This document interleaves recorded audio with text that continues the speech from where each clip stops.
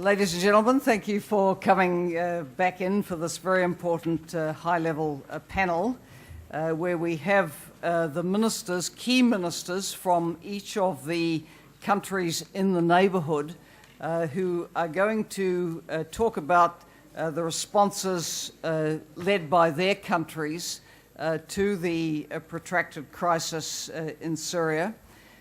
So we have key ministers from across the neighbourhood here.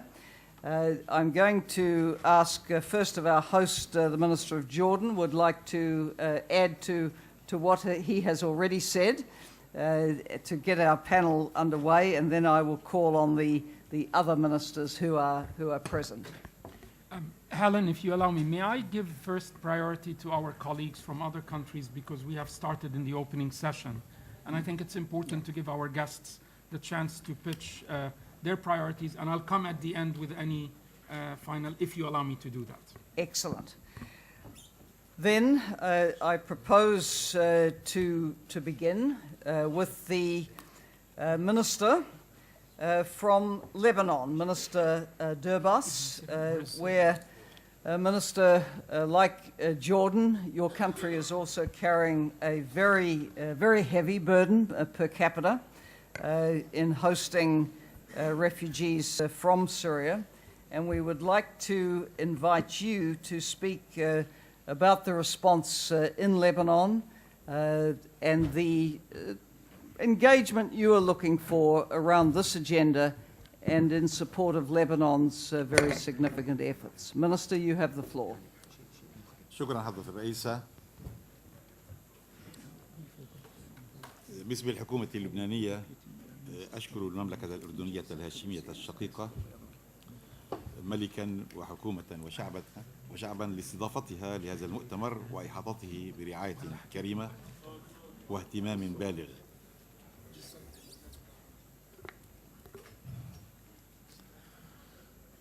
كما أشكر برنامج الأمم المتحدة الإنمائي الذي نظم فعاليته، وأشكر السيدة هيلين كلارك مديرة البرنامج، وأقترح أن نضع شعاراً لهذا المؤتمر وهو أنه في البحر الميت نبحث عن الحياة.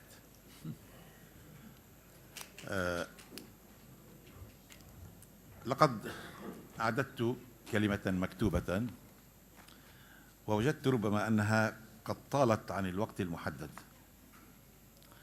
ولذلك وعملا بما فعله دولة الرئيس الدكتور عبد الله منصور سأقلب باطن الورقة على ظهرها حيث دونت الملاحظات التي لا بد من الإشارة إليها، وأبدأ القول بتحية حارة ومن القلب للصديق العزيز المفوض السامي لشؤون اللاجئين السيد أنطونيو غوتيريس، الذي أتمنى له مستقبلا باهرا في العمل العام والإنساني والدولي، وأنا أظن حتما أن المجتمع الدولي لن يتخلى عن طاقة هائلة وقلب حار وعقل وقاد كالسيد أنطوني. إنني أحييه وأشكره على مهماته البالغة النجاح التي قام بها طوال 10 سنوات الماضية.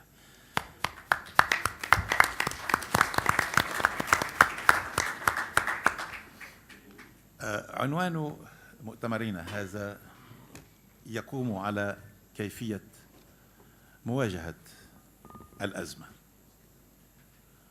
وأنا أعتقد بدءا أن المواجهة تبدأ بالأمل، أي بزرع الأمل لدى اللاجئين السوريين بأن إقاماتهم في بلاد الجوار أو حتى في مناطق نزوحهم الداخلي أو حتى على ألواح متهتكة فوق سطح البحر هي إقامات مؤقتة، وأن النهاية ستنتهي بالعودة إلى بلادهم، لأن هذا هو الحل الحقيقي الذي يمكن أن ينقذ المنطقة والشرق الأوسط وربما العالم من مفاعل ديموغرافي شبيه بتشيرنوبل، لأنه في هذه الحالة إذا انفجرت الدول المضيفة وانفجرت سوريا فإن حدودا دولية لن تكون صالحة لكي تكف صدا في وجه الموجات العاتية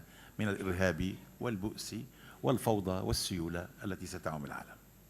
إذن النقطة الأولى يجب أن تكون مبنية على أن السوريين يعيشون الآن مرحلة انتقالية، لا بد ويجب على العالم أن يجد حلا سلميا غير قابل للتأجيل، لأنني أعتقد أن الإخوة السوريين ليسوا مصائب بشرية، بل هم حقائق بشرية بائسة تجلس الآن على ضمير العصر.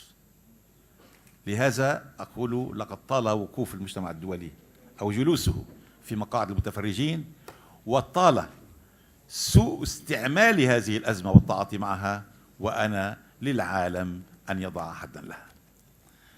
النقطة الثانية هي أنه لا بد من إزالة القلق، والقلق هنا في نفوس الدول المضيفة والشعوب المضيفة وربما دول العالم. وأنتم لاحظتم أنه حيال عشرات الآلاف من اللاجئين السوريين الذين يذهبون إلى أوروبا قد أقلقوا 20 دولة أوروبية، فأنا أدلهم في الأردن على مخيم واحد يستوعب عدد الذين يحاولون اللجوء إلى أوروبا، وأدلهم أيضا في لبنان على قرية واحدة يوجد فيها أيضا هذا العدد. ولقد لفتني دولة الرئيس الدكتور عبد الله النصور عندما شرح ما يتحمله الأردن من اللجوء ومن آثاره، لفتني إلى أنه من الضروري بمكان أن أشير إلى أن لبنان ذي 10,400 كيلومتر مربع فقط لا غير، وشعبه تعداده 4 ملايين نسمة، يعيش في ظهرانيه 2,000,000 شخص غير لبناني، معظمهم من السوريين 1,500,000 والباقي من الفلسطينيين ومن الجنسيات الأخرى. هنا أيضا أستشهد بما كان يقوله لي الصديق العزيز المفوض السامي السيد أنطونيو غوتيريس، عندما كان يقول لي أنني عندما أقف معكم أكون ممثلا للاجئين وللمصالح الدولية، وعندما أدير ظهري إليكم أصبح لبنانيا بامتياز. وهو محق بهذا لأنه يعلم تمام العلم مدى الأزمة الكبرى التي يعيشها لبنان، خاصة أن لبنان ليس في حالة صحية طيبة.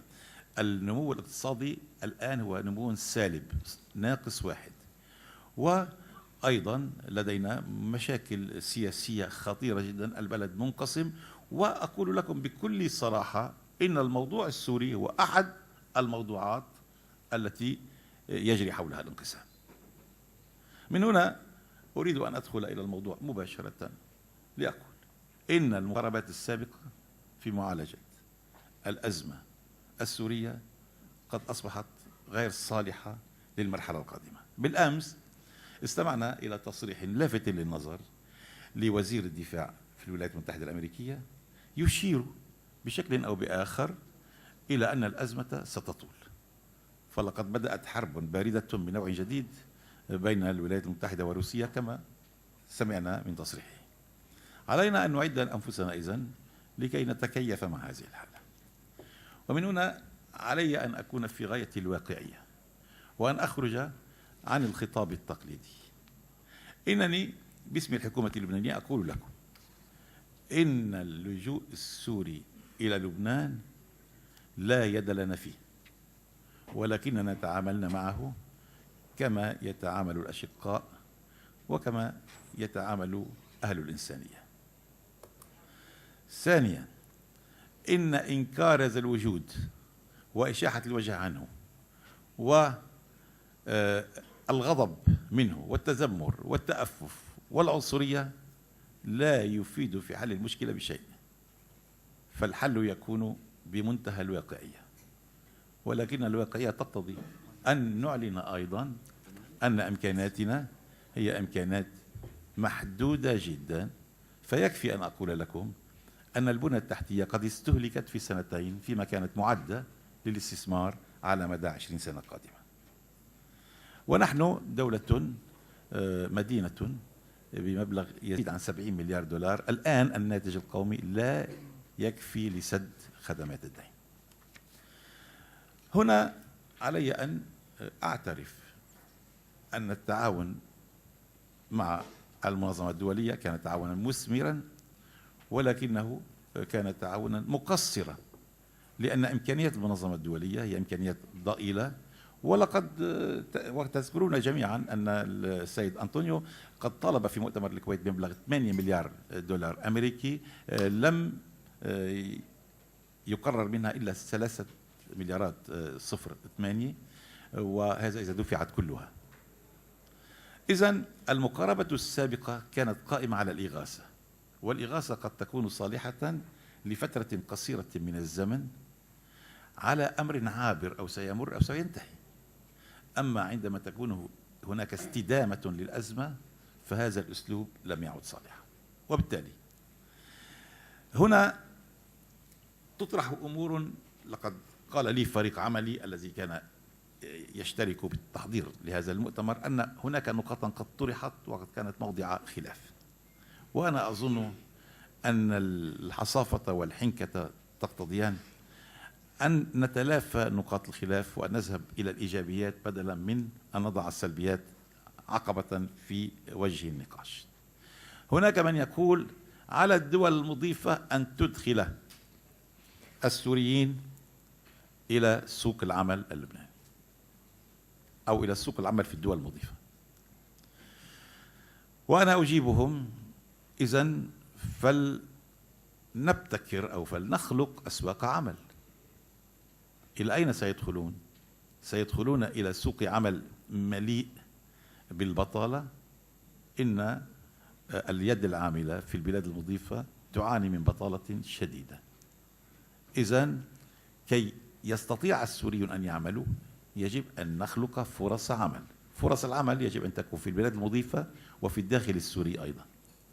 هنا تطرح مشكلة التنافس. أنا أعتقد أن سوق العمل عندما تكون كبيرة وواسعة لا تعود هناك مجال للحديث، لا يعود هناك مجال للحديث عن التنافس، لأن سوق العمل ستستوعب كل يد عاملة جاهزة، وخاصة الإخوة السوريين الذين يتمتعون بمهارة استثنائية في ميادين البناء والزراعة.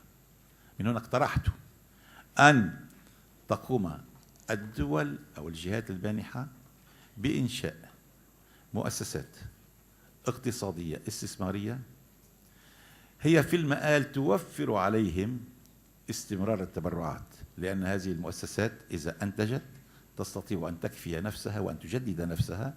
ومن هنا أقول إن الاستثمار في المجال الزراعي والإنتاج الحيواني وتعليب المنتجات الزراعية وتصنيع المنتجات الحيوانية أمر يصلح جدا أن يكون في لبنان، وهو بالمناسبة تحت سقف القانون اللبناني ولا حاجة لأن نستحدث تشريعا له.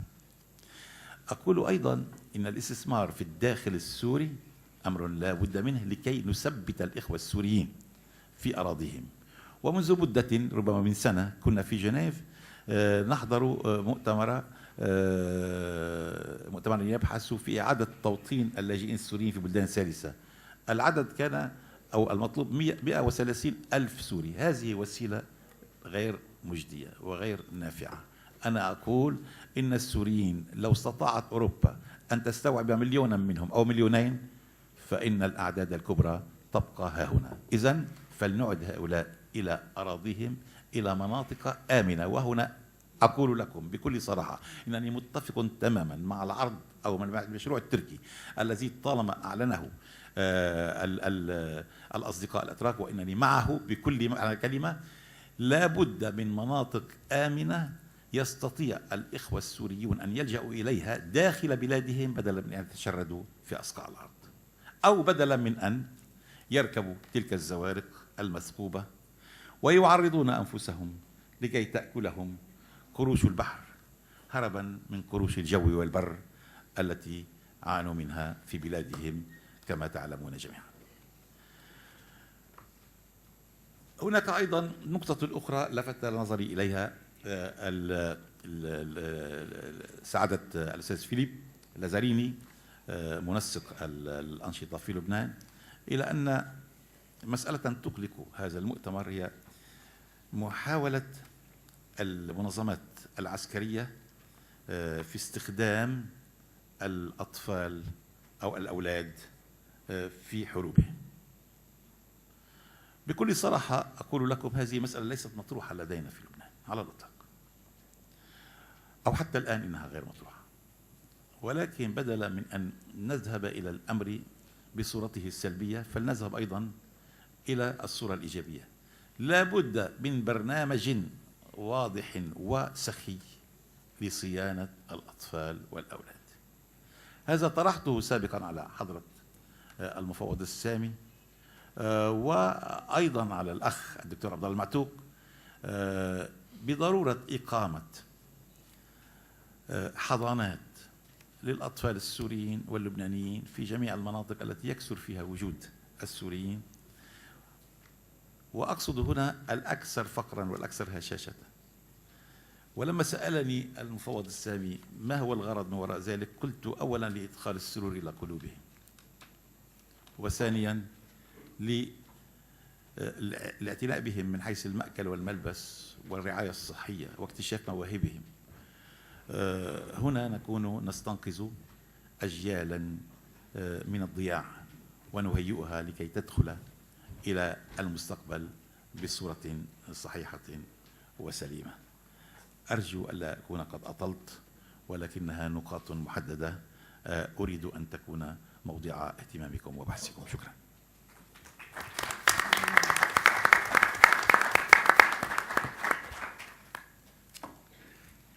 Thank you very much, Minister, for reminding us of indeed how severe the pressures are that Lebanon is facing. Can I now come back to the other end of my table, which is to His Excellency Tarek Adel, the Assistant Foreign Minister of Egypt for Arab Affairs, and invite you, Minister, to speak from the perspective of Egypt also as a country hosting a significant number of guests at this time. Thank you. Thank you very much. Good morning, everyone. Excellency Minister Imad Fakhoury, UNDP Administrator Madam Helen Clark, distinguished speakers and delegates, ladies and gentlemen. I would like to start off by thanking the government of Jordan for hosting us in this splendid venue at the backdrop of the Dead Sea. And I would also like to thank the UNDP for all its work to convene this important event. Indeed, the UNDP has played an instrumental role in carving the issues for us today and in organizing this important Resilience Development Forum. Only a few weeks ago, many of us were in Marseille, attending the high-level stakeholder conference on the Syrian refugee crisis. The main objective, as its title suggested, was rethinking resilience in the Middle East. It was an opportunity to brainstorm about this pressing issue. Today, we are here to build together on the existing momentum of rethinking the concept of resilience and sharing thoughts on how to craft the most optimum approach for the future. Addressing the developmental dimension of this extended crisis is a key element, with its impact on my country, Egypt, as well as other neighboring countries hosting Syrian refugees. Not only does this lingering Syrian crisis produce more refugees and an enormous humanitarian weight, but it actually creates an extraordinary situation that continues to draw instability, flaming the fuel of an already volatile situation. A situation which Egypt is in active pursuit for a political resolution, along with other key players in the region and outside the region. What we are currently trying to treat are only the symptoms of the disease. As to the disease itself, there is a necessity to harness our collective will to confront this senseless war and push for a political solution which defends the territorial integrity of Syria, the unity of its social fabric, and the institutions of the state. And while we are all in alignment as to the need to fight terrorism in all its forms and names, there is a clear necessity for a political process which in turn supports our collective efforts against all forms of terrorism and radicalism. This ultimately creates hope for all Syrians, many of whom are either displaced or have sought refuge in other countries. The ugly face of war looking down on us continues to create a humanitarian catastrophe of vast proportions. Such an immediate challenge needs to be addressed, taking into account the magnitude of this disaster from its various angles. Firstly, with respect to supporting the needs of the extended dislocation of millions of Syrians, be that in their own country, within the region, or even beyond, as well as we have seen them spilling over to Europe's shores lately. All this while keeping a close, actionable eye on the huge burden shouldered by hosting countries of the region. We in Egypt remain welcoming and supportive of the dual strategy approach of response and resilience, and continue to encourage more thrust for effective action dealing with humanitarian needs of the Syrian refugees. That in parallel with the strategies dealing with the developmental impact on the hosting communities. Indeed, Egypt is stretching its capabilities in every way possible in order to find solutions to support the existing Syrian refugee population living among the Egyptian people, living in an integrated fashion and not secluded in any way. We take pride in our success in the social inclusiveness dimension with regard to hosting our Syrian brethren. We currently host more than 300,000 Syrian refugees who live alongside Egyptians in various towns and areas, sharing public services, resources, and many of the local citizen privileges. This is clearly a burden on a country which has already been facing a very difficult economic situation in recent years. Yet in our determined stance to assist the Syrian population, despite our limited resources, Egypt had issued a presidential decree that equates treatment of Syrian refugees in Egypt with the treatment of our own citizens with regard to health services, education, and other services. Syrian students, for example, are exempt at all levels of education, including higher education. They are exempted from tuition. Additionally, our Syrian brothers and sisters also benefit from all subsidy services provided by the state to Egyptian citizens, be it in energy, transportation, and food sector. Naturally, such sharing of public services and government subsidies represent an added burden on the Egyptian economy. Indeed, according to our earlier assessment, the Syrians' total share of government subsidies in Egypt has surpassed $115 million on an annual basis. Ladies and gentlemen, in our collective aim to address not only the refugee requirements, but also looking beyond that to tackle the resilience component, we commend the UN efforts led by the UNDP in formulating the UN 3RP Regional Refugee and Resilience Plan for 2015-2016. We stand by its core objectives, which in essence attempts to bridge the divide between the immediate humanitarian needs and the more sustainable developmental requirements and objectives. Having said that, we will also continue to rectify its approach and push for its effective, tangible implementation. In fact, we have just submitted our preliminary input and comments for the draft 2016 work plan for the Egypt chapter of the 3RP. Once again, I must insist that the goal of effective implementation requires closer inspection. Even though the chapter on Egypt in the 3RP plan highlights the cost borne by the state, our efforts and future requirements does not fulfill the gap that exists. Just as an indicative figure for prospective purposes, in 2014, Egypt received only 47% of what was originally requested. And even when the figures were revised, what was received amounted to only 56% of the revised estimates. Therefore, key to all this effort is an elevation of support by our global partners, developmental agencies, and donors. There is undoubtedly a need for a swift response in the form of financing.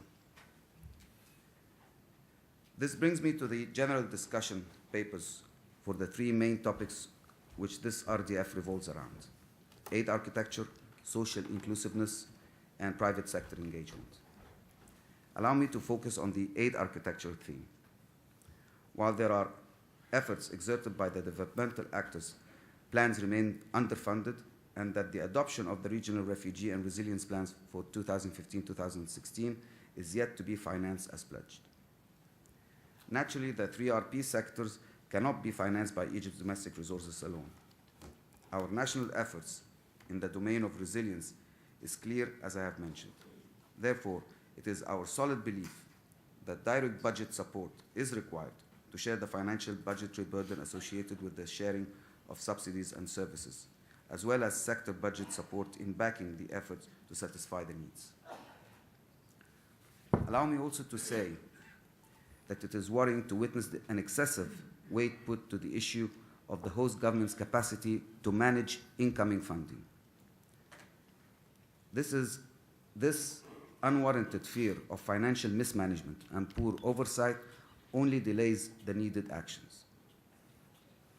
Lengthy discussions about managing associated so-called risks is counterproductive and overlooks the immediate nature of this crisis. While we understand the concerns, donors and development agencies need to be reminded that only through Egypt's will and its own management did it open its doors for the hundreds of thousands of Syrian refugees. It was our unilateral national decision to implement an equality of access to many services and subsidies. This deserves merit and trust that direct budget support will be channeled properly. Any other options, which revolves essentially around our continued borrowing, like donor-backed bonds and other similar ideas, regardless of how donors may buy down loan charges, is unsustainable. Any arguments around how this can induce more responsibility in spending by the host government, since it is debt-based, is unacceptable and worrisome at best. Continuing borrowing is not a viable solution and does not genuinely reflect a true burden-sharing attitude by donors. Additionally, there is a clear need to attract donors to finance projects like the building of schools to be able to absorb the refugee population alongside the local community, and the building of a number of hospitals to accommodate health sector requirements, and possibly fund infrastructure development. Such projects not only help in addressing the needs of the Syrian refugees, but also support developmental objectives related to the Egyptian citizens that are living side by side with the Syrian refugee community. As to private sector engagement, there are already successful stories of Syrian investing in Egypt through setting up small shops and restaurants or partnering with local or for commercial industrial projects. This has not been hindered by the government. Such ventures support job creation for Syrian refugees.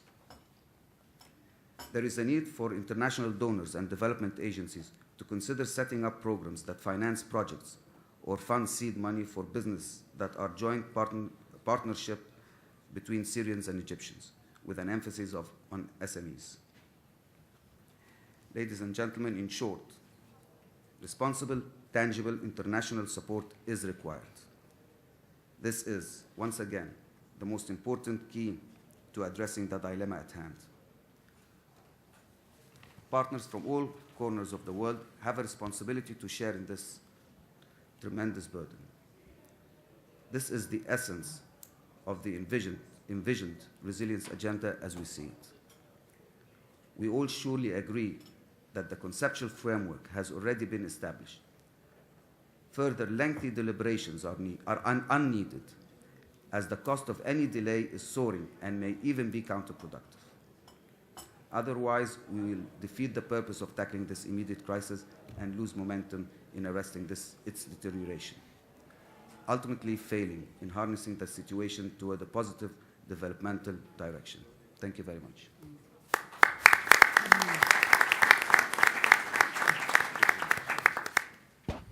Thank you very much, Deputy Minister, for that very clear statement of position and analysis from Egypt. Thank you so much. Can I now call on the Minister for Migration and Displacement from Iraq? Iraq, of course, has a number of Syrian refugees residing, but as the Minister will want to emphasize very quickly, he is also, and his government is also, dealing with the issue of 3.2 million Iraqis internally displaced. So it's a very complex situation. And Minister, we look forward to hearing from you about how the approaches we're discussing today help with both the internal displacement and also the spillover impacts from the Syria crisis. Thank you. شكرا سيدة هيلين كلارك. صباح الخير جميعا السيدات والسادة الحضور. في البدء دعوني أقدم شكر وفد بلادي للسيدة هيلين كلارك مديرة برنامج الأمم المتحدة لاهتمامهم كUNDP الكبير بالعراق وبمشاكل العراق، والشكر الجزيل للمملكة الأردنية الهاشمية لاستضافتها هذا الحدث الهام ولاحتضانهم إخوانهم العراقيين، نحن نسميهم وليسوا لاجئين في الأردن، لأن صراحة لدينا أكبر عدد لاجئين في الأردن ولدينا أقل المشاكل مقارنة بالدول الأخرى. دعوني أيضا أوجه جزيل الشكر إلى جميع الدول التي قدمت المنح المالية والمساعدات الإنسانية للعراقيين، كذلك شكرنا وتقديرنا إلى كافة وكالات الأمم المتحدة وجميع المنظمات الدولية التي تعمل على مساعدة العراق حكومة وشعبا. ربما كما أشارت السيدة كلارك وضعنا وكلمتنا تختلف عن بقية زملائي، وذلك لأن العراق يعاني من حرب مستمرة مع الإرهاب، وهذا الإرهاب إرهاب دولي بامتياز وليس إرهابا داخليا، يستهدف كافة أطياف ومكونات الشعب العراقي وتمس كيانه ووجوده، إضافة إلى تأثر البنية التحتية والمنشآت المدنية بأبشع أشكال التخريب والدمار، مما أدى إلى صعوبة الوضع الإنساني. يعني بتقدير بسيط 58 جسر على الطرق الرئيسية في المناطق التي تعرضت للإرهاب تم تدميرها. هذه ال 58 جسر يعني كان بناها العراق بعشرات وبمئات السنين، يعني تم تخريبها في مدة أقل من سنة. طبعا لم يكتفي الإرهاب بتدمير البنى التحتية، وإنما عمل على إبادة مكونات دينية وعرقية، يعني كما نسميهم الأقليات، لا سيما المسيحيين واليزيديين، يعني إبادة جماعية بمنتهى الصراحة والوضوح، وغيرهم من مكونات الشعب، حتى من نفس المكون الذي يتهم بأنه داعم لداعش. يعني تم إبادة قبائل في الرمادي وفي نينوى.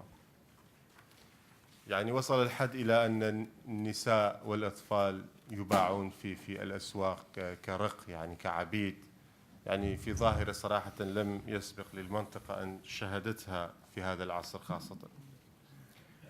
السيدات والسادة، تزامنت هذه الظروف مع انخفاض حاد في أسعار النفط، المورد الأساسي للدخل القومي العراقي، الأمر الذي شكل أعباء كبيرة على حكومة العراق للإيفاء بالتزاماتها القانونية إزاء مواطنيها. يعني هنا فقط بمعادلة بسيطة، كان إيراداتنا من النفط أكثر من 100 مليار دولار في سنة 2012 تقريبا. الآن إيراداتنا حوالي 50 مليار دولار، يعني انخفض إلى النصف. ونحن المشكلة لدينا أننا بنينا قناعة، يعني بنينا موازنتنا وخططنا وأمورنا المالية على أساس 100 مليار. الآن العراق صراحة يعاني من عجز كبير في موازنته، بحيث هذه 50 مليار دولار تقريبا 40 منها تذهب إلى الأمور الروتينية، رواتب الموظفين والأمور الاعتيادية التشغيلية، وتبقى فقط 10 مليار لأمور حرب كبيرة مع الإرهاب ولخدمات لأكثر من 35 مليون نسمة. أعداد النازحين في داخل العراق وصل إلى أكثر من 3,300,000 نسمة، ما يساوي حوالي 9 إلى 10% من مجموع السكان. يعني هذا الرقم بالنسبة لنا كبير، خاصة وأننا نعاني بشدة من بعض الخدمات في المناطق المستقرة أساسا. طبعا حوالي نصف هذا العدد من النازحين يقع في إقليم كردستان، لهذا كاهل إقليم كردستان من حيث الخدمات كما أشار زميلي من معالي الوزير من لبنان، أن المسألة ليست فقط يعني أمور إغاثة، وإنما خدمات الماء والكهرباء يعني قد انخفض بسبب ثقل السكان، لأن 25% من حدود سكان إقليم كردستان المحافظات الثلاث الآن هم يعني نازحين. صحيح مواطنين نفس الدولة وبكرامة يعيشون هناك، ولكن الخدمات تبقى خدمات، يعني لم تكن الظروف مهيئة لهذا. مشكلتنا الأكبر أن حوالي 3.5 ملايين من مواطني الشعب العراقي يعيشون تحت سيطرة داعش، ونحن لا نستطيع الوصول إليهم، والمنظمات الدولية أيضا لا تستطيع الوصول إليهم، وهؤلاء شعبنا ومواطنينا. لهذا القضاء على الإرهاب يعني ضرورة ملحة بالنسبة للعراق لخلاص هذا الشعب من هذا الإرهاب الذي يقتل يوميا بدون سبب. يعني الآن لو داعش فتحت الأبواب لحركة السكان، أتصور يعني أكثر من 90% سوف يهاجرون منطقة داعش داخل العراق، لأن لا توجد استقبال لداعش، ونحن لدينا معلومات أكيدة بهذا الجانب. إذا أخذنا بنظر الاعتبار أدنى مستوى لحياة العوائل النازحة، يعني إذا اعتبرنا $330 للشهر، فإن النازحين في داخل العراق يحتاجون سنويا إلى $2,400,000,000. الأموال المصروفة فعليا والتي نستطيع صرفها فعليا حسب قانون الموازنة للنازحين لا تتعدى ربع هذا المبلغ، يعني لا تتعدى $600,000,000. والأموال التي تأتينا من الدول المانحة أيضا لا تتعدى ربع هذا المبلغ. لهذا نحن نعيش حالة نقص شديد في احتياجات النازحين، وهذه الاحتياجات احتياجات لديمومة الحياة وليست لحياة رفاهية، يعني احتياجات صحية وتربوية وماء صالح وسكن لائق بسيط وليس سكن يعني جيد. واستمرار بقاء النازحين، يعني هذا مشكلتنا الأكبر. مفهوم النزوح في اللغة العربية أنه في فترة بسيطة، يعني فترة قليلة لا تتعدى موسم وترجع إلى مكانه، ولكن الآن أصبح عبرنا السنة والربع، عبرنا سنة والنازحين مستمرون في الاستقرار. لهذا يعني الأمور أصبحت أكثر تعقيدا بالنسبة لنا، لأن 3 ملايين وأكثر يحتاجون إلى عمل، يحتاجون إلى كافة هذه الخدمات، وهذا في الوضع العراقي الراهن تعتبر من أصعب يعني ما يمكن، صعب جدا جدا. في ناحية السكن أنشأنا كجهات حكومية وبمساعدة المفوضية السامية لشؤون اللاجئين UNHCR ومساعدة بعض الدول، وهنا يعني فرصة جدا جيدة أن أقدم الشكر للسيد غوتيريس. بصراحة نحن اعتمدنا كثيرا على UNHCR والمنظمات الأخرى والIOM وغيرها والWFP والWHO في العراق. يعني لولا هذه المنظمات لكانت الكارثة في العراق أكبر بكثير. ساعدونا دول الجوار، تركيا مشكورة استضافت لاجئين عراقيين بسبب النزوح الداخلي. الأردن طبعا ذكرته قبل، السعودية والكويت كدول جوار أيضا ساعدونا هنا، وهنا يعني الشكر الكبير. بالتأكيد مساعدة الدول الأخرى، يعني لا أريد ذكر كل الدول حتى لا أنسى دولة. أنشأنا للسكن 85 ألف وحدة إيوائية، يعني فقط 13% من مجموع النازحين، وحوالي 20% لحد الآن يسكنون في مباني غير مكتملة البناء وأماكن دينية غير مؤهلة للسكن، وهذه 20% رقم كبير صراحة. وتأمين الاحتياجات التربوية والصحية والماء الصالح والصرف الصحي، كل هذا يعتبر من التحديات الكبيرة لنا. يعني ببساطة نسبة الطلاب النازحين الذين استطاعوا الالتحاق بالصفوف الدراسية لم تتعدى 60%، يعني 40% خارج الصفوف الدراسية، وهذا يعني حرمان عشرات الآلاف من الطلاب وجيل ناشئ من التربية الصحيحة. بالنسبة للعراق المشكلة مستمرة، والأيام القادمة إن شاء الله سوف تشهد عمليات تحرير للمناطق التي تقع تحت سيطرة داعش، وهذا التحدي أكبر مما نعانيه الآن، وذلك لأن تحرير هذه المدن أيضا ينتج عنه موجات نزوح كبيرة. يعني هناك مدن كبيرة لا تزال تحت سيطرة داعش وتحوي مئات الآلاف، والمجموع أكثر من 3 ملايين تحت سيطرة داعش. وهذا يعني يحتاج إلى التهيؤ والاستعداد من قبلنا ومن قبل المنظمات العاملة في هذا المجال. الصورة كلها ليست سوداوية في العراق. الحمد لله تم تحرير أجزاء واسعة من محافظات صلاح الدين وديالى ونينوى من سيطرة الإرهاب، طبعا بعد جهود مضنية وتنسيق كافة الجهات. تم إعادة حوالي 80 ألف عائلة إلى مناطقها الأصلية، ما يساوي حوالي 400 ألف نسمة. إلا أننا بصراحة نواجه مشكلة كبيرة في تطهير بعض المناطق من مخلفات الحرب والمتفجرات، وتأمين الخدمات والبنى التحتية المدمرة بالكامل في الكثير من هذه المناطق. لذلك في إعادة الاستقرار إلى المناطق المحررة تعد مطلبا ملحا لعودة العوائل وعودة الحياة الطبيعية وتخفيف معاناة النزوح. لدينا تنسيق جيد مع بعثة الأمم المتحدة في العراق، وقد أنشأنا مركز الرصد والتنسيق المشترك Joint Coordination and Monitoring Center للمزيد من المتابعة والتنسيق والتعاون المشترك بين الحكومة والأمم المتحدة. وهذا المركز تم إنشاؤه من قبل UNDP صراحة، وهنا جزيل الشكر للسيدة ليزا جراند التي تعمل منسقة الأمم المتحدة هنا، والسيد آدم سميث مدير مكتب UNDP في العراق. وكذلك لدينا مركز تنسيقي في إقليم كردستان لهذا الغرض أيضا باسم Joint Crisis Coordination Center.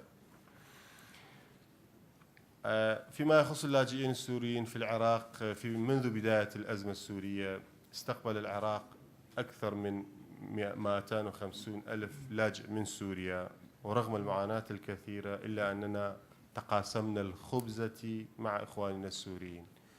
الإخوان السوريين الموجودين في العراق ربما لا يشعرون أنهم غير موجودون في بلدهم صراحة، يعني نحن نعايش الموضوع يوميا. هناك تكيف واندماج اجتماعي كبير وواضح، هناك خدمات من قبل المنظمات لا سيما UNHCR، وهناك خدمات من قبل الدولة أيضا قدمت ونقدم لهم. ولكن كالتزامنا تجاه اللاجئين إخواننا السوريين في الآونة الأخيرة أزمتنا الكبيرة جعلتنا في احتياج أكبر إلى مساعدة اللاجئين السوريين في العراق ودعم منظمات الأمم المتحدة في هذا المجال. قناعتنا كحكومة عراقية في عالم اليوم لا يمكن فصل مصالح الشعوب عن بعضها. في عدم الاستقرار وانتشار الإرهاب في منطقة معينة قد تمتد إلى مناطق أخرى وتصل آثارها السلبية إلى دول أخرى. الوضع في الشرق الأوسط لا سيما في سوريا والعراق أدى إلى موجة هجرة واسعة أقلقت حكومات أوروبا. يعني أصبحت مشكلة أوروبية تجتمع عليه الاتحاد الأوروبي وتناقش، وحتى أصبحت هناك خلافات في كيفية التعامل مع الأزمة. لهذا الأزمات تعبر الحدود، فتضامن كل الأمم لحل هذه الأزمات ضرورة ملحة أممية وعالمية. فمثلا في 2011 في بداية الموضوع في الأزمة في سوريا اعتبرناه موضوع داخلي، الآن امتدت إلى العراق ولا ندري سوف تمتد إلى دول أخرى أم لا إذا لم نحل هذه المشاكل من جذورها وفي منابعها.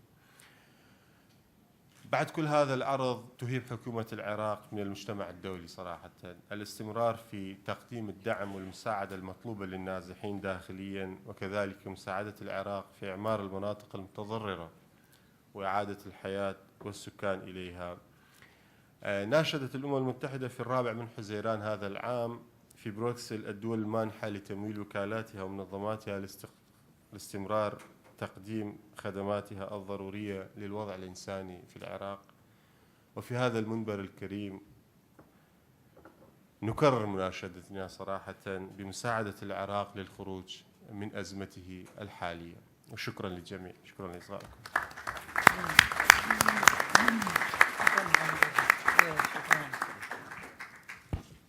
Thank you very much, Minister, for bringing us right up to date with the response to the very complex situation faced in your country. Can I now come to His Excellency, Mr. Koru, the Deputy Minister of Foreign Affairs of Turkey, hosting many guests, I think 2 million when I was there in April, and growing exponentially since then. So, Minister, very much look forward to hearing from you now. Thank you, Ms. Clark. Honorable Ministers, Excellencies, ladies and gentlemen. First of all, I would like to express my personal gratitude and Turkish government's appreciation for UNDP for organizing this timely meeting, and to the brotherly government of Jordan for hosting this important event. Thank you. This forum is unique for bringing governments, UN agencies, NGOs, and private sector together to discuss a resilience agenda that will clarify the way forward for all of us. I hope this forum will contribute to increasing awareness with regard to the situation of Syrians and the challenges we commonly face. Dear participants, Syrian crisis is in its 5th year. More than 4 million Syrians, which is tantamount to the 1/5 of the population of their country before the crisis, have sought shelter in the neighboring countries. As a neighboring country, Turkey deeply fears the multiple effects of this humanitarian disaster. Despite all challenges, we still maintain an open-door policy for Syrians without any form of discrimination. Today, Turkey is the country that hosts more than half of the Syrian asylum seekers. The number of Syrians in our country has exceeded 2.2 million, approximately 900,000 of whom are children. Welcoming such a huge number of people and providing protection and assistance to them are even difficult to imagine for some. Turkey has so far achieved this with all its sincerity and generosity. However, the number of needs increases and the needs diversify. Simultaneously and paradoxically, each host country has a limit. Therefore, it is high time to focus on medium and long-term planning for Syrians in our countries. Of course, we believe that they will turn back to their homeland once the war is over. But for the moment, it is the joint responsibility of the international community to prepare a better future for these guests. Namely, a shift forward, a more development and resilience-oriented approach is necessary. Distinguished participants, as a reflection of our strong commitment to humanitarian values and principles, the Law on Foreigners and International Protection came into force in April 2014. This law provides temporary protection for Syrians in Turkey. Currently, 260,000 Syrians are accommodated in 25 temporary protection centers where food, non-food items, health and education, psychological assistance, vocational training, and social facilities are provided. In addition to that, approximately 2 million Syrians who stay out of these centers are also under temporary protection. They benefit from free medical services, and their children have the right to enroll in state schools free of charge. Education of Syrian children is of utmost priority in our agenda. Out of more than 600,000 school-aged Syrian children, 78,000 receive education in the protection centers, and some 135,000 go to school in the cities.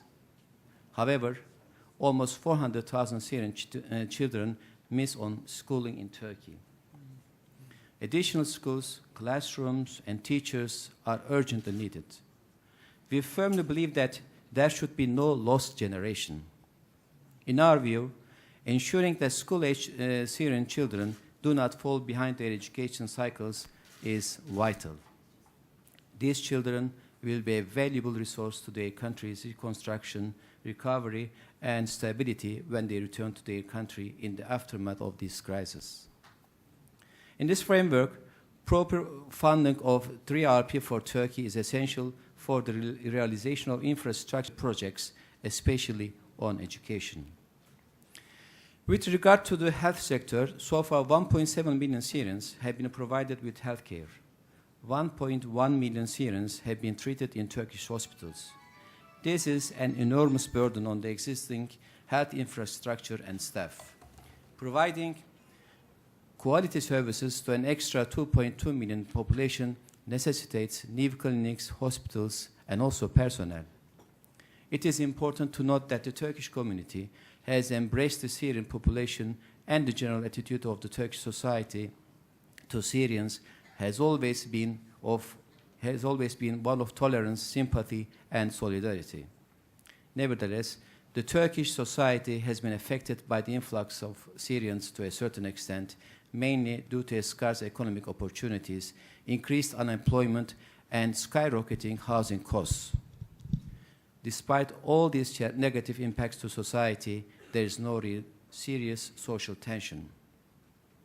On the other hand, Turkey has cooperated with domestic and international NGOs alongside with the state bodies. Our relevant authorities are working with 42 international NGOs operating on the ground, and we attach importance to foster public-private cooperation, especially in key sectors impacted by this crisis. Excellencies, ladies and gentlemen, up to the present, Turkey has spent close to $8 billion. The contribution that we have received from the international community, only $417 million, has fallen significantly short of expectations. At this juncture, 3RP constitutes an opportunity to realize a fair burden sharing, which has not been the case so far. However, we sadly witness that funding rates are disappointing. Turkey's appeal was set $624 million within 3RP, while the regional average of the appeals financed stands at 50%. We have only received a funding of 32%, the lowest level compared to other countries in the region. In conclusion, I would like to underline that Syrian humanitarian crisis is a global issue and requires global response. It is a test for us all, as the responsible members of the international community in many ways. Equitable and meaningful burden sharing by the international community is urgently needed. I hope that this forum will contribute to increasing awareness with regard to the resilience of Syrians and host communities. We further hope that such gatherings will foster international solidarity and cooperation. Thank you.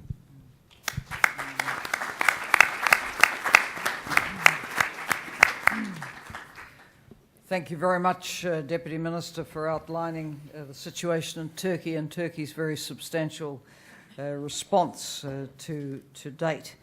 I'm now coming back to my co-chair, the Minister of Planning and International Cooperation, who's going to speak now as Minister on behalf of Jordan again and offer some further reflections on what we've heard. Minister. Thank you very much, Helen. I want to thank my colleagues, the esteemed ministers and deputy ministers, for really their very inspiring and thought-provoking. I think we all have very clear commonalities. But let me first, what I'd like to do very quickly is just give you a little bit of the context. What does resilience mean for us in Jordan? What are we piloting? And what I think are key recommendations that would not shock anyone. But for some reasons, we keep trying to reinvent the wheel when we know what the wheel looks like and needs to roll in a certain direction. For Jordan, the context is very simple. We have 1.4 million Syrians. That's 20% of our population.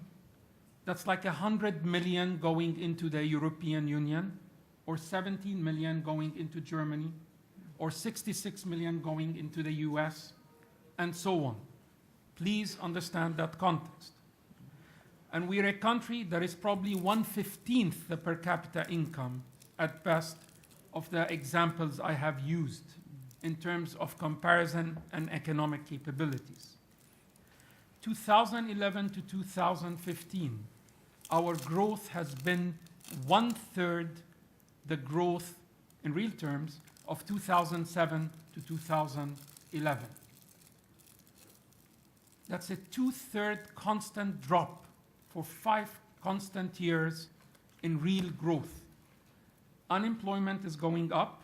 The last figure, we went up from 11.9 to 13.4 in the last quarter, third quarter. And poverty, I think we will be announcing shortly with the World Bank, our new numbers have gone up by 5 percentage points at least, and we're checking the numbers. So incredible pressures. We're the second now poorest country in the world in water per capita availability. 92% of our Syrian brothers and sisters are fully integrated in our towns, villages, badia, all across Jordan, especially in the north and in the center. 92%.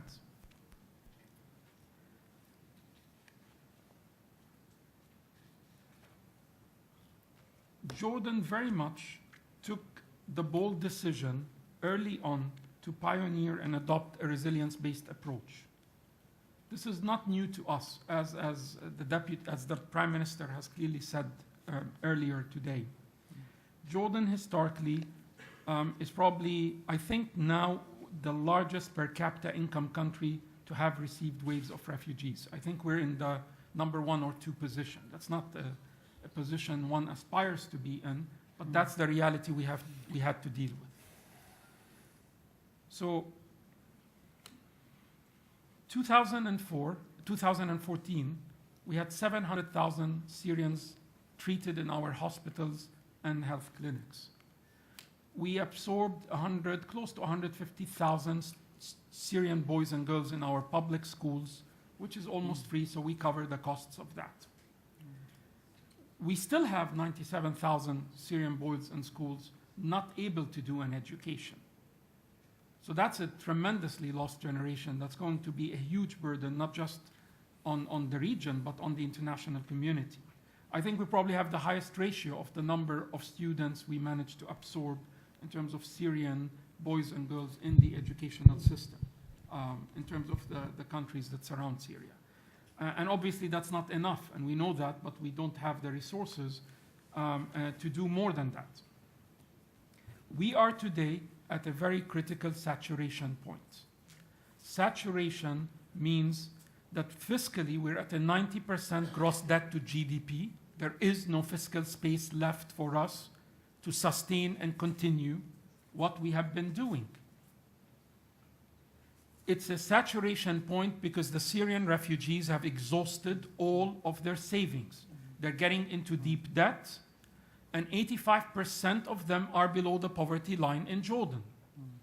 We're at a saturation point because our host communities are at a stress point that is the maximum we have seen. Increasing unemployment, increasing poverty, a much lower growth in the economy, 2/3 lower growth, which is very devastating. We're growing at close to 2%, which is below the population growth rate.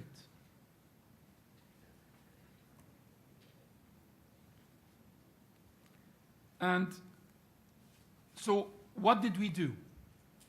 We did we pioneered, we piloted what the international community urged us to do.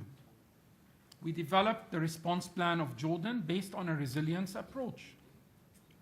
We combined in an integrated framework our humanitarian prioritized needs, our host community resilience needs, and the needs of the government to continue providing the services it has been providing to host our Syrian brothers and sisters. The 2015 example was showcased as a model for Jordan. And at best, we secured 35% funding. Allow me to be brutally honest and say what is shameful is the host community component got 8% of funding only. 8%, when 92% of the 1.4 million are all across our towns and villages in the north and the center. That is a very troubling fact that we, the ministers, keep thinking about, and how do we deal with it? So here are, I think, the key recommendations, and in the speeches we said them. We've been saying them, and I hope we don't need to come back to restate them, but they should be anchor to our recommendations that come out of this forum. Clearly there is a consensus on adopting a resilience-based approach. I don't think any of our countries disagrees with that. We have done it. We've developed even the new resilience plan for Jordan as a 3-year plan, the 2016 to 18 plan, using 11 task forces, participatory approaches. In the task forces, we fully owned it and led it as a government.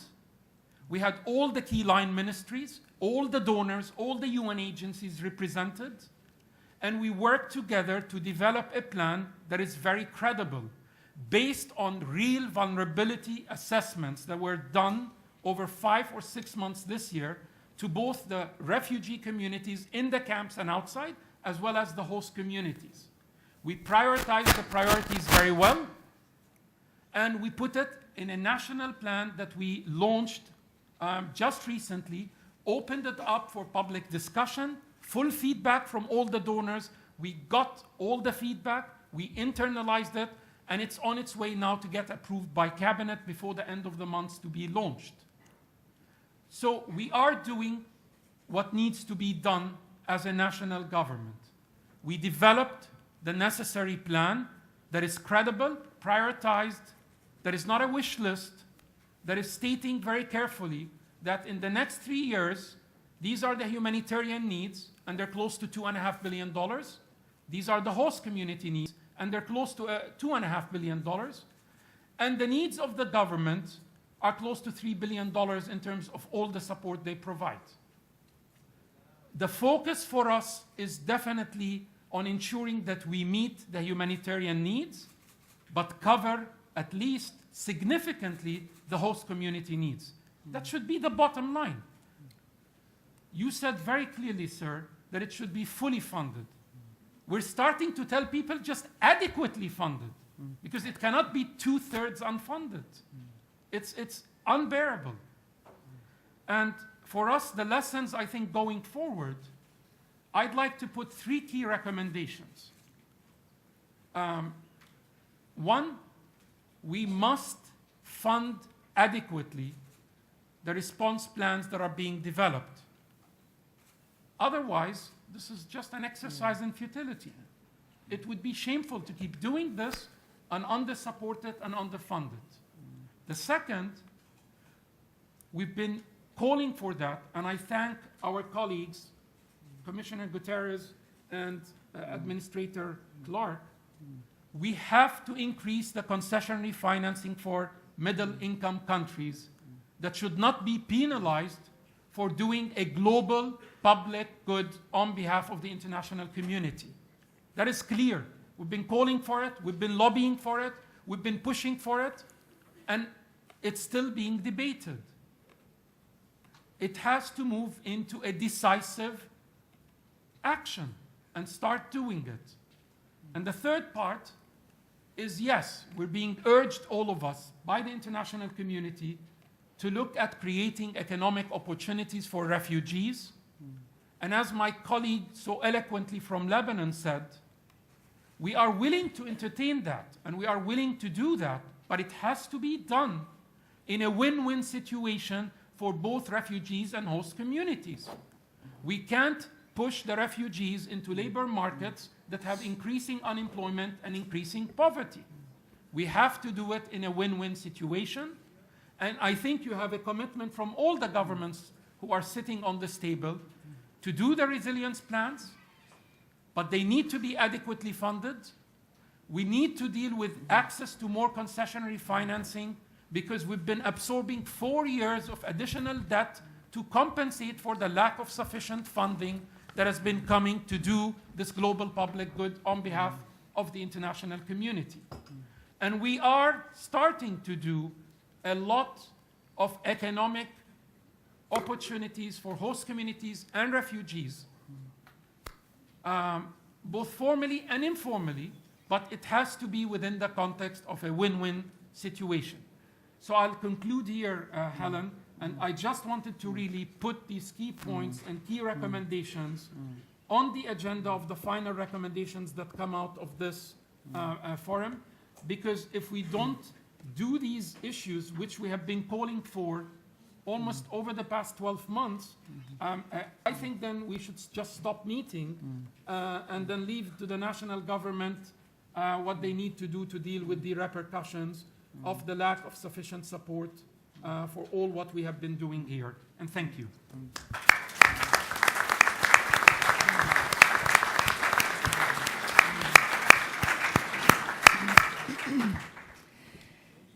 In drawing the panel to a close and thanking ministers and deputy ministers who've contributed, let me make the following points.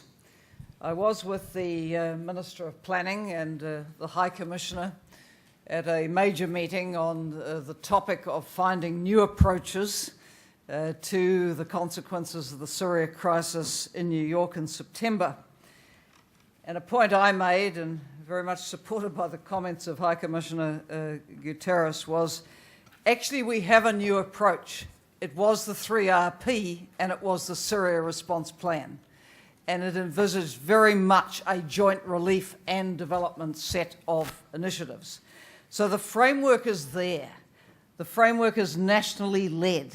The countries here know what it is that they need to make a success of this. But frankly, the resources haven't been.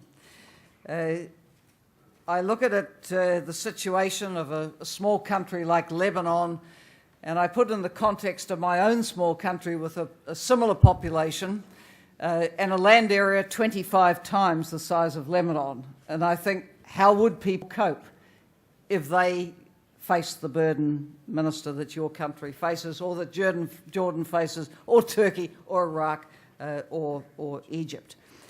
So I think it's extremely valuable in this discussion to have the perspectives of the governments who are endeavouring to carry this global public responsibility, frankly, without sufficient response at this time to the appeals. And it's very important that these plans, these national response plans, which add up to the 3RP, the Regional Resilience and Refugee Plan, aren't just academic exercises.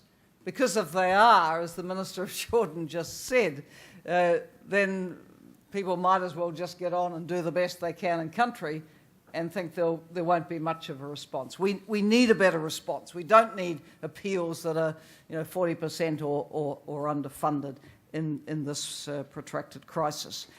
So I think a clear message is that the international community must step up. We will, in our next panel, of course, focus very directly on the response within Syria itself, and I'm delighted to have the UN Resident Coordinator, Yaqub El-Hilia, here to bring us perspective directly from Syria.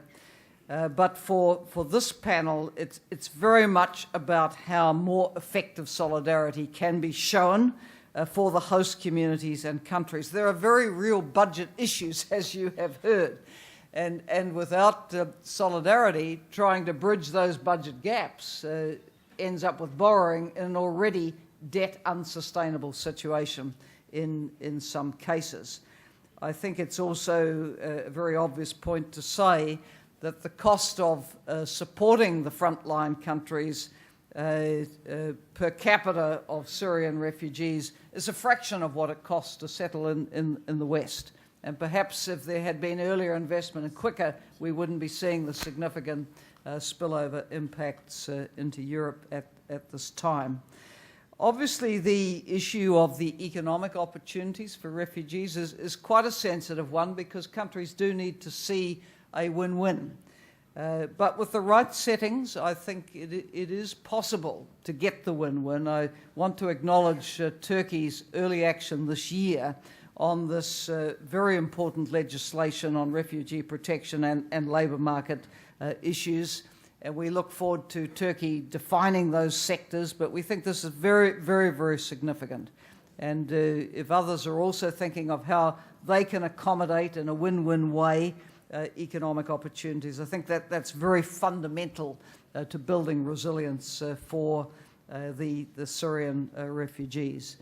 So I want to thank all the panellists for being very, very frank about the situation that your countries are faced with in what is an unprecedented crisis in our times.